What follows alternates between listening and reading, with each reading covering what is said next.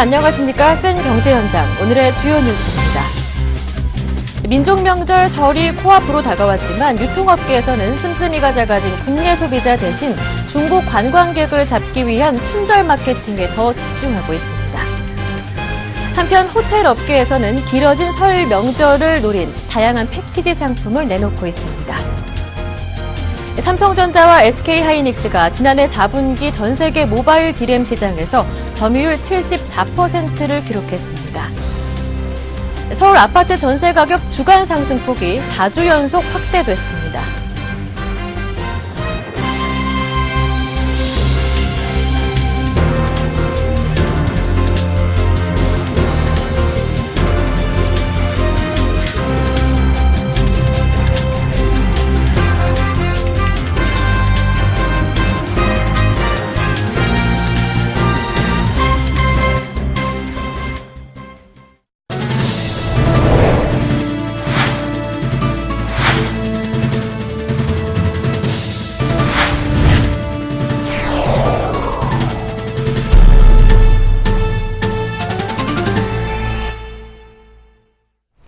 금요일장인 오늘 코스피와 코스닥 양시장이 동반 상승했습니다. 우크라이나의 휴전 소식에 외국인들의 투자 심리를 불러일으키면서 코스피가 다시 올랐고요. 코스닥은 3일째 올라 최고치를 경신했습니다. 오늘장 마감 소식 증권부의 김창현 기자와 함께 알아보겠습니다.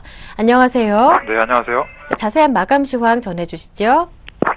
코스피 지수가 외국인과 기관의 동반 매수에 힘입어 상승 마감했습니다. 코스피 지수는 13일 전거래일보다 0.82% 오른 1957.50포인트의 장을 마감했습니다. 외국인과 기관이 지수 상승을 주도했습니다. 간밤 대외 리스크가 진정되면서 외국인과 기관의 국내 주식을 사들인 것으로 풀이됩니다. 민스크 4개국 정상회의에서 우크라이나 휴전 합의가 이루어지고 EU 정상회의에서도 러시아에 대한 추가 제재 문의는 논의되지 않을 것으로 알려지는 등 지정학적 리스크가 완화되고 있습니다. 또한 국제유가가 반등하면서 투자 심리를 개선시키는 점도 긍정적인 요소로 작용했습니다. 투자자별로는 외국인이 1,645억 원, 기관이 764억 원어치의 국내 주식을 사들였습니다. 반면 개인은 2,331억 원의 국내 주식을 순매도했습니다. 업종별로는 섬유유복, 화학, 전기가스업 등이 오른 반면 보험, 의류정밀, 운수창고 등은 내렸습니다. 시가총액 상위 종목 중에서는 제일모직, 신한지주, 아모레퍼시픽 등이 상승했고 삼성생명, 네이버, 현대모비스 등은 하락했습니다. 코스닥 지수는 전날보다 0.97% 오른 608.07포인트의 거래를 마쳤습니다. 서울 외환시장에서 원달러 환율은 1.24% 내린 1,097원에 장을 마감했습니다. 한편 현대차의 협력업체인 덕양산업은 현대모비스의 중국 합작 범위를 인수한다는 소식이 있었습니다. 자세한 이야기 들어보죠. 현대자동차의 협력업체인 덕양산업이 현대모비스의 중국 합작법인 경영권을 인수합니다. 덕양산업은 13일 북경모비스 중차기차 영부권 유한공사의 지분 60%와 경영권을 인수하는 내용의 양해각서를 체결했다고 공시했습니다. 북경모비스 중차기차는 현대모비스와 중국 화공장비 총공사의 합작법인으로 자동차의 범퍼 콘솔 및 중소형 플라스틱 사출품을 제조하는 업체입니다. 중국 화공장비 총공사는 국영기업인 중국 화공집단공사의 주요 계열사입니다. 북경모비스 중차기차의 지난 2013년 기준으로 매출액은 2,400억 원 규모입니다. 덕양산업은 자동차 내장재 모듈을 생산해 현대차에 납품하는 핵심 1차 협력업체입니다. 지난해 기준으로 현대차 국내 생산량의 약 25% 정도를 덕양산업이 담당했습니다. 지난해 3, 4분기 누적 매출액은 6,008억 원, 영업이익은 14억 원을 기록했습니다. 덕양산업 관계자는 인수 목적에 대해 중국 현지 공장에서 제품을 생산해 바로 수출하기 위한 선택이라고 설명했습니다. 현대차의 1차 협력업체인 덕양산업은 현재 울산 및 경북, 경주에만 공장을 보유하고 있어 중국 지역 수출에 어려움을 겪어왔습니다. 현대모비스 관계자는 앞으로 모듈 및 친환경 제품 등에 대한 투자에 집중하기 위해 비주력 사업 분야를 매각한 것이라며 사업 합리화 차원에서 내린 결정이라고 설명했습니다. 이번 거래에는 덕양산업과 현대모비스의 특수한 관계도 영향을 끼친 것으로 보입니다. 덕양산업의 창업자인 고 윤주원 전 회장은 현대차의 창립에 깊게 관여한 인물로 1970년대 후반에 현대차 수석 부사장을 지내기도 했습니다. 고 윤 전 회장의 아들인 윤성희 부사장은 현재 덕양산업 지분 20.4%를 보유한 최대 주주입니다. 덕양산업은 이달 말 중국 현지 공장을 방문해 실사 작업을 진행할 방침입니다. 본 계약은 실사 작업이 마무리되는 3월 말 체결될 것으로 보입니다. 네, 말씀 잘 들었습니다. 지금까지 서울경제신문 증권부의 김창현 기자와 함께했습니다. 고맙습니다. 고맙습니다.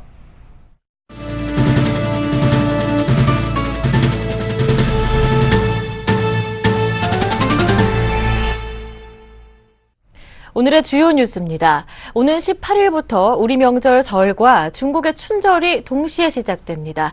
그런데 명절 특수를 앞둔 국내 유통업계는 좀처럼 지갑을 열지 않는 국내 소비자 대신 씀씀이가 큰 중국 관광객들을 잡기 위해 춘절 마케팅에 열을 올리고 있는 모습입니다. 유통가의 설보다 춘절, 정훈규 기자가 보도합니다. 1.5캐럿짜리 다이아몬드 왕관. 제작 비용만 무려 2천만 원입니다. 롯데백화점은 이 다이아몬드 왕관을 중국 관광객 유치를 위한 경품으로 내걸었습니다. 지난해 업계 매출이 10년 만에 첫 감소를 기록하는 등 지독한 실적 부진에 다음 주부터 시작되는 춘절 특수만큼은 반드시 잡겠다는 각오입니다. 이번 춘절 중국 현지의 광고를 확대했을 뿐만 아니라 다양한 경품과 서비스 등을 준비해서 중국인 관광객들을 모객하기 위해서 총력을 다하고 있습니다. 오는 18일부터 중국 춘절과 함께 우리 민족 최대 명절인 설이 시작됩니다. 하지만 유통업계는 좀처럼 지갑을 열지 않는 국내 소비자 대신 춘절 연휴 동안 우리나라를 찾는 중국 관광객을 잡기 위해 춘절 마케팅에 올인하는 분위기입니다. 신세계 백화점은 춘절이 끝나는 22일까지 중국인을 포함한 외국인을 대상으로 10에서 30% 할인 행사를 진행합니다. 롯데, 신라 등 면세점들도 추첨을 통해 순금을 증정하고 구매 가격에 따라 상품권을 제공하는 등 중국 고객 맞을 채비를 갖췄습니다. 홍바오를 활용한 행운 이벤트도 줄을 잇고 있습니다. 홍바오는 중국에서 춘절에 돈이나 카드를 넣어 선물하는 우리나라로 치면 복주머니 같은 것입니다. 신세계백화점과 신라 면세점은 춘절 기간 다양한 혜택이 담긴 홍바오를 중국 관광객들에게 증정할 예정입니다. 제일모직도 오늘부터 대표 브랜드 매장에서 홍바오를 증정하는 춘절 마케팅에 가세했습니다. 춘절을 맞이해 중국인 관광객들을 대상으로 홍바오 이벤트 등 다양한 프로모션을 준비했습니다. 이와 함께 매장의 중국어 가능 인력을 현장 배치해 쇼핑의 불편함을 최소화해 나갈 계획입니다.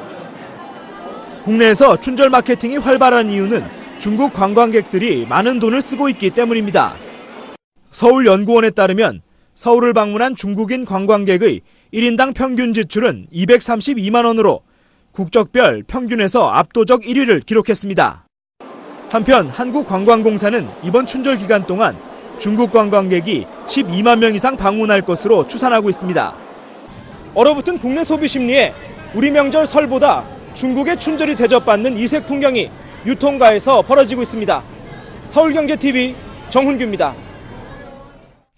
설 연휴가 벌써 나흘 앞으로 다가왔는데요. 이번 설은 최장 9일간의 황금 연휴다 보니까 고향에 다녀온 후에 호텔에서 휴식을 취할 수 있어 패키지 상품이 큰 인기를 끌고 있다고 합니다. 설 연휴 준비로 분주한 호텔 업계를 한지희 기자가 취재했습니다. 강남구 논현동의 한 호텔. 설 연휴 기간 쌓인 피로를 풀어줄 이색 패키지 상품을 내놓았습니다. 양띠해를 맞아 이 패키지를 이용하는 고객에게 분홍색 털의 양 모양 베개 세트를 제공합니다. 완벽한 숙면을 위해 베개에 라벤더 향의 천연 아로마 오일을 담았습니다. 휴식 후 디저트로 준비된 전통 다과로 명절의 정취도 한껏 즐길 수 있습니다. 호텔 특유의 아늑한 분위기는 남은 휴가를 마무리하고 여독을 풀려는 이들에게 제격입니다. 호텔들이 황금 연휴로 불리는 설 연휴를 앞두고 기존 가격의 다양한 혜택을 제공하거나 가격을 보다 저렴하게 낮춘 패키지 상품을 앞다퉈 선보이고 있습니다. 요즘에는 힐링의 바람을 타고 연인 단위에서부터 가족 단위까지 그렇게 범위가 확대된 상태입니다. 그래서 타겟층의 범위가 확대됨에 따라서 예약률도 예전에 비해서 조금씩 올라가고 있고요. 그래서 어떤 휴식을 누리고 싶은지에 따라 스파, 영화, 미식 등 콘셉트를 잘 고르면 색다른 추억을 만들 수 있습니다. 성수기와 비교하면 가격도 저렴하게 구성했습니다. 성인 2명을 기준으로 한 1박 2일 패키지는 20만 원대부터 이용할 수 있습니다. 롯데호텔은 스파 프로그램을 패키지에 포함시켰고 신라호텔은 휴식과 미식을 동시에 즐길 수 있으며 인기 와인 4종도 준비했습니다. 르네상스 호텔은 패키지 이용 고객이 호텔 근처에 위치한 영화관에서 오붓한 데이트를 즐길 수 있도록 영화 티켓을 제공합니다. 설날의 기분을 만끽하고 싶은 가족 단위 고객들은 민속놀이나 셰프와 함께하는 요리교실 등 다양한 체험을 할 수 있는 패키지를 고르면 됩니다. 다양한 패키지 상품들 덕에 예약률도 매년 증가 추세를 보이고 있습니다. 명절 기간 호텔에 빈방이 많다는 것은 이제 옛말이 됐습니다. 설 연휴를 여유롭게 즐기려는 고객들이 늘면서 국내 호텔들도 색다른 패키지를 선보이며 고객 끌어모으기에 힘을 쏟고 있습니다. 서울경제TV 한지입니다. 모바일 D램 세계 시장에서 삼성전자와 SK하이닉스의 점유율 합계가 74%로 집계됐습니다. 미국의 마이크론이 판매량을 늘리면서 점유율이 약간 떨어졌습니다. 반도체 전자상거래 사이트 D램 익스체인지에 따르면 부동의 1위 삼성전자는 지난해 4분기 모바일 D램 시장에서 점유율 46.1%를 나타냈습니다. 지난해 3분기 50.7%에 비해 점유율이 5.2%포인트 하락했습니다. 2위 SK하이닉스는 지난해 4분기 28.0%의 점유율로 3분기 27.6%보다 비중을 소폭 늘렸습니다. 3위인 미국의 마이크론 그룹은 지난 4분기에 전분기 대비 27.8%의 매출 증가율을 보이면서 3분기 19%에서 4분기 23.3%로 점유율을 크게 늘렸습니다. 이로써 한국 업체들의 점유율은 작년 4분기 74.1%로 경쟁국인 미국과 대만 업체들을 크게 압도했지만 3분기에 기록한 78.4%보다는 4.3%포인트 내려갔습니다. D램 익스체인지는 삼성전자의 모바일 D램 매출 감소에 대해 PC나 서버용 D램 제품의 수익률이 상대적으로 높아 D램 제품 간의 비중 조정이 이루어졌기 때문이라고 분석했습니다. 삼성전자의 전체 D램 제품에서 모바일 D램이 차지하는 비중은 약 31%입니다. 마이크론의 매출이 급격히 늘어난 것은 애플에 공급하는 아이폰용 모바일 D램 수요가 늘었기 때문이라고 D램 익스체인지는 해석했습니다. 서울 아파트 전세 가격의 주간 상승폭이 한 달 연속해서 확대되고 있습니다. 이는 전세의 월세 전환과 재건축 이주 등에 따른 물량 부족 탓으로 풀이됩니다. 부동산 114 조사에 따르면 이번 주 서울 아파트 전세값은 0.26% 올라 지난주 0.24%보다 큰 오름폭을 보였습니다. 특히 강남권 재건축 아파트 이주로 인한 인근 지역의 전세 품귀 현상이 심화되고 있습니다. 서초구는 지난주 아파트 전세값이 0.77% 올랐고 강서구도 0.61% 올라 상승폭이 컸습니다. 이 밖에 강동, 광진, 노원, 동작, 마포구 등도 평균 이상 상승했습니다. 신도시 전세값은 0.06% 오른 가운데 분당과 일산 등이 있는 일개 신도시도 0.09% 올라 지난주보다 상승폭이 늘었습니다. 중동이 0.19%로 가장 많이 올랐고 분당, 일산 등이 뒤를 이었습니다. 경기 인천 역시 0.13% 오르며 지난주보다 오름폭이 커졌습니다. 특히 경기 인천의 전세값은 6주 연속 오름폭이 확대되는 모습입니다. 전세난으로 인해 매매 가격도 동반 상승했습니다. 다만 전세에 비해 상승폭은 크지 않았습니다. 서울 아파트값은 이번 주 0.07% 올랐고 경기 인천은 0.05%, 신도시는 0.01% 상승했습니다. SK텔레콤이 지난해 11월 도입한 가족 결합 할인 프로그램 T가족 포인트를 폐지하기로 했습니다. LGU 플러스가 가족 무한 사랑 클럽의 혜택을 축소한 데 이어 SK텔레콤이 해당 제도를 없애기로 함에 따라 이 통사들의 고객 서비스가 후퇴하는 것 아니냐는 지적이 나오고 있습니다. T가족 포인트 폐지에 대해 SK텔레콤 측은 단말기 유통구조 개선법상 금지된 단말기 우회 보조금에 해당한다는 미래창조과학부의 의견이 있어 무리하게 프로그램을 유지하기 어려웠다고 설명했습니다. 하지만 일각에서는 SK텔레콤이 제도 변경이 아니라 아예 폐지를 했다는 점을 들어 최근 악화된 실적에 영향을 미친 게 아니냐는 분석도 나옵니다.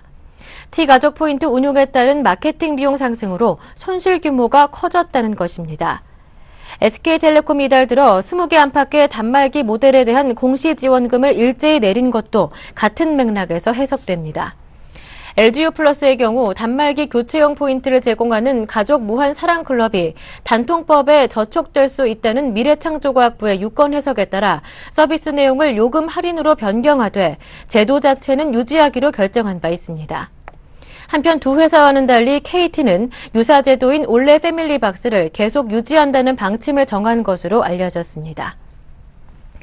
네, 서울 서초구 신반포 지역의 통합 재건축 사업이 다시 시동을 걸고 있습니다. 자세한 소식 건설부동산부 권경원 기자 전화 연결해서 들어보겠습니다. 안녕하십니까?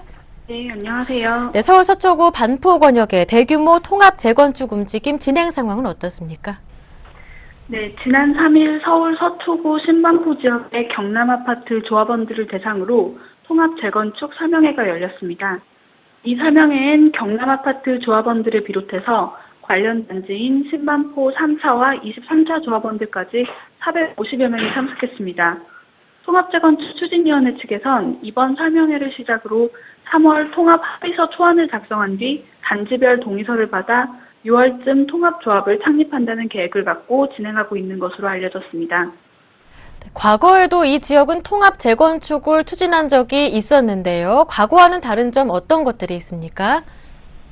지난해 이 지역은 5천 가구 규모의 초대형 통합 재건축이 추진되던 곳이었습니다. 신반포 1차와 3차, 15차, 23차, 그리고 경남아파트 5개 단지가 합쳐지는 것인데요. 통합을 추진하던 동력은 바로 분양가 상한제였습니다. 신반포 1차가 분양가 상한제의 적용을 받지 않는 단지였기 때문에 나머지 단지들이 여기에 합쳐져서 더 높은 분양가를 매길 수 있다는 계산에서 진행됐습니다. 하지만 지난해 연말 분양가 상한제가 완전히 폐지되면서 통합 재건축을 굳이 추진할 이유가 없어지자 5천 가구 대단지의 꿈이 자연스럽게 사라졌습니다. 그 이후 추진 일정이 비슷한 신반포 3차와 23차, 경남아파트 3개 단지만 다시 통합을 추진하게 되는 것입니다. 이 3개 단지가 합쳐지면 총 3,200가구 규모의 대단지가 만들어집니다. 네, 말씀하신 내용처럼 3개 단지가 통합이 된다면 어떤 장점이 있는 건가요? 아무래도 3,200가구 규모이기 때문에 가구 수가 더 적은 단지에 비해 경쟁력을 갖출 수 있어서 일반 분양가도 더 높일 수 있습니다. 통합추진위는 사업비가 절감되고 용적률을 최대 300%까지 적용받게 된다면 입주 이후 시세 차익까지 포함해 가구당 평균 4억 원에서 8억 원가량의 이익을 거둘 수 있을 것으로 예상하고 있습니다. 이에 더해 현재 상가 부분의 반대로 조합 설립을 진행하지 못하고 있는 경남아파트의 문제도 해결될 수 있습니다. 3개 단지가 통합되면 경남아파트 상가가 전체에서 차지하는 비율이 10% 미만으로 줄어들기 때문에 법적으로 굳이 동의서를 받지 않고 배제한 상태로 재건축을 추진하는 것이 가능해집니다. 만약 경남아파트만 단독 재건축으로 진행한다면 상가가 차지하는 비율이 13%이기 때문에 상가를 무시한 채 조합을 설립하는 것은 불가능해집니다. 네, 그렇다면 통합 재건축 성사 여부에 대한 전망은 어떻습니까? 네, 일단 조합원들의 분위기는 긍정적입니다. 주변 중개업계에서도 3개 단지의 경우 사업 추진 속도가 비슷하기 때문에 통합이 성사될 가능성이 높다고 전하고 있습니다. 다만 아직 통합 추진은 첫걸음마를 뗀 수준이기 때문에 여러 난관을 극복해야 합니다. 특히 단지별 추진위원회와의 입장차를 좁혀야 하는 과제를 안고 있습니다. 통합의 열쇠를 쥐고 있는 경남과 신반포 3차 추진위는 조합 설립이 먼저 이뤄져야 이후에 통합 여부를 논의할 수 있다는 입장입니다. 특히 경남 추진위는 통합 설명회를 앞두고 통합재건축 협조 요청에 응답하지 말라는 내부 공문을 돌리기도 했습니다. 네, 오늘 말씀 잘 들었습니다. 지금까지 서울경제신문 건설부동산부의 권경원 기자와 함께했습니다. 고맙습니다. 네, 고맙습니다.